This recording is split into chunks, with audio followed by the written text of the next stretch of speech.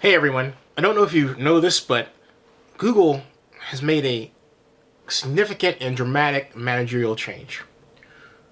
Eric Schmidt, who for 10 years has served as CEO of Google, is not so much stepping down, but stepping aside to make room for Larry Page, co-founder of Google.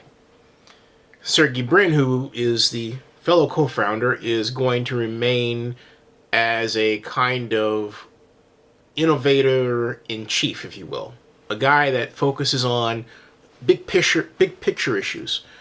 But Larry Page will be CEO. Now, you say why now? Normally, when managerial changes like this of this stature are made, it's because something went wrong in the company. No, in this case, something went right with the company. Last year, their Google's fourth quarter revenues went through the roof. I think 36% over the year before, if I'm not mistaken. At any rate, these are good times for Google in many ways. So why this change? People have all their speculations. And in his blog, Eric Schmidt wrote that basically it was time to take, well, I'm paraphrasing, the training wheels off and let Larry Page run the company. After all, he started it. I don't think that's it. You know what I think it is? This. That's right. The social network. Mark Zuckerberg is the reason for this change. Google, Larry Page, Sergey Brin, and Eric Schmidt have Mark Zuckerberg envy. What I mean by that is this. For anyone who's ever started a company, they're great entrepreneurs. I'm a lousy entrepreneur. One day I'll get there. I'll get better. But the bottom line is that anyone who creates something wants to be associated with that something they created. It's their baby. And so for 10 years, Eric Schmidt has been at the helm of Google, but he didn't create Google. He didn't create the search engine. He didn't create the new unique PageRank approach. He didn't create that. He has been in charge of Google building it into the giant that it is now, making brilliant decisions like, for example, acquiring YouTube for $1.6 billion.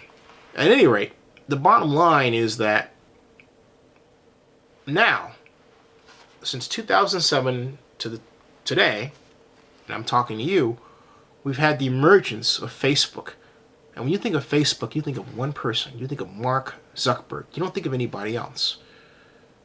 That's it. And of course, now you think of the social network because the movie's about Mark Zuckerberg, or in this case, Jesse Eisenberg, who plays him. There's been no such movie about Google or Larry Page or Sergey Brin. Nothing. Facebook is right in their backyard of Silicon Valley. Actually, from where I live, right about that direction. Far. San Francisco's over there. The bottom line is they recognize that Google lacked a founder face. And in order to improve the brand, they really felt, look, you know what? We've got to be in charge of this. We've got to be the face that's out there. Because we know who Facebook is, but who's Google, right? Is it Eric Schmidt? Is it Larry? Is it Sergey? Who is it? What is it? Is it Melissa Mayer, VP of Search, or at one point now she's Special Projects? What is it? What's Google? But we know we know Facebook. And as ridiculous as that sounds, that really does drive American business. Ego is a big factor. Yes, that's right. Google has Mark Zuckerberg envy. Does that mean we're going to see a Google version of this movie? What's to tell?